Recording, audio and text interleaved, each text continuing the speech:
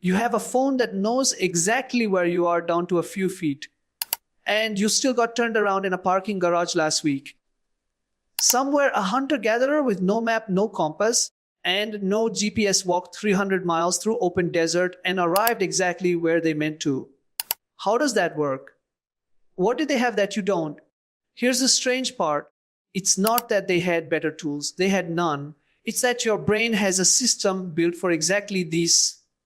And for most of your life, you've barely used it. Think about the last time you needed directions somewhere new. You didn't build a mental map. You followed turn by turn instructions and forgot them the second you arrived. Left in 200 feet. Right at the light. Gone from memory before you even parked the car. That's not a personal failing. That's what happens to a navigation system when you stop asking it to work. Neuroscientist Veronique Bobot has spent years studying this exact gap. Her research at McGill University found that people who rely heavily on GPS show measurably reduced activity in the hippocampus, the part of your brain responsible for building spatial maps. The tool that was supposed to help you get somewhere may be quietly switching off the system that used to do it for you.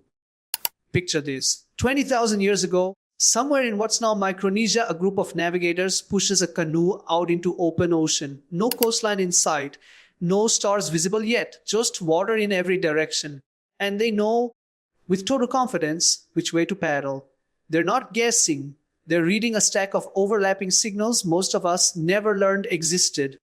The angle of the swell against the hull, the color of the water, the specific pattern clouds make when they're forming over an island they can't yet see. Physicist John Huth, who wrote extensively on ancient wayfinding, documented how Pacific Islander navigators trained for years to hold dozens of these signals in mind at once. A living instrument panel with no dials. Here's where it gets strange. This wasn't a rare, elite skill reserved for a handful of geniuses. It was ordinary. Every capable adult in these societies could do some version of it. Wayfinding wasn't a talent. It was a basic requirement of being an adult human, the same way reading is now. So what changed? Why did an ability that used to be universal become something most modern people have functionally lost? Part of the answer is that your brain didn't lose the hardware. It's still there. What changed is how often you're asked to use it. Every time you follow a turn by turn voice instead of building your own route, you're handing a rep to a system that was never you in the first place. Every gap where you'd normally form a mental landmark, that gas station, that weird tree, that turn gets filled in by a machine instead.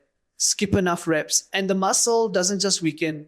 It stops being asked to grow at all. There's a specific study that makes this uncomfortably concrete.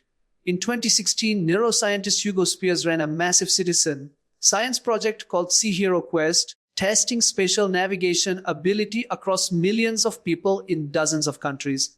One of the clearest findings, navigation ability doesn't decline evenly with age the way you'd expect.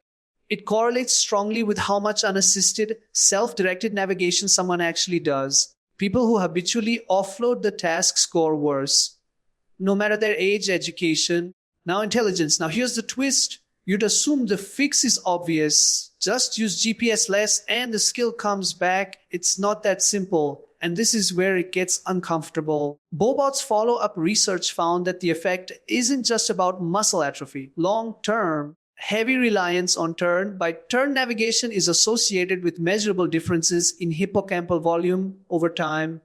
The same brain region implicated in broader memory function, not just direction finding. The part of you that remembers where you parked the car may be neurologically tangled up with the part of you that remembers what happened last Tuesday.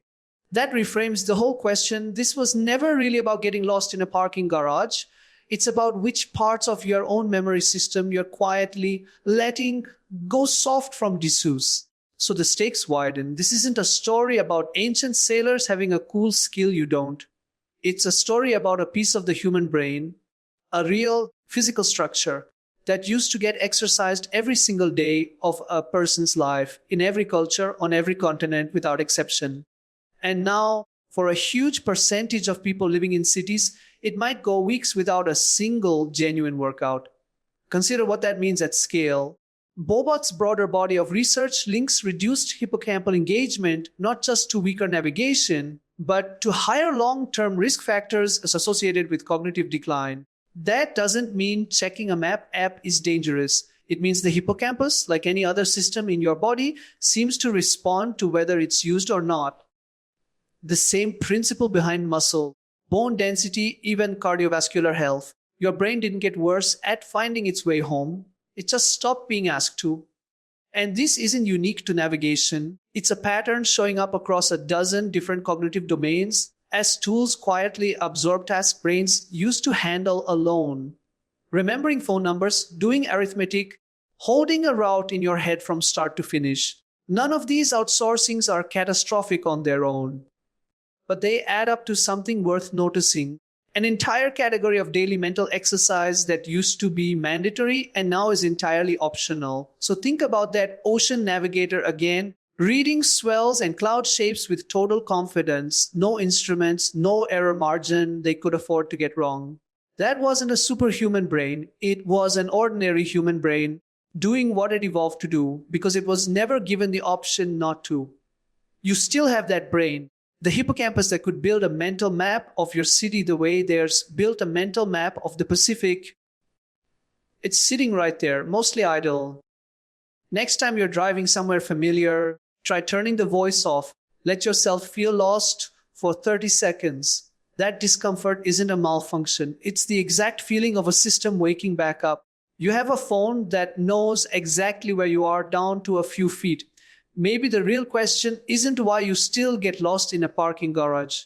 It's what else you've quietly handed over without noticing, and whether you'd even recognize the parts of yourself that are starting to go quiet.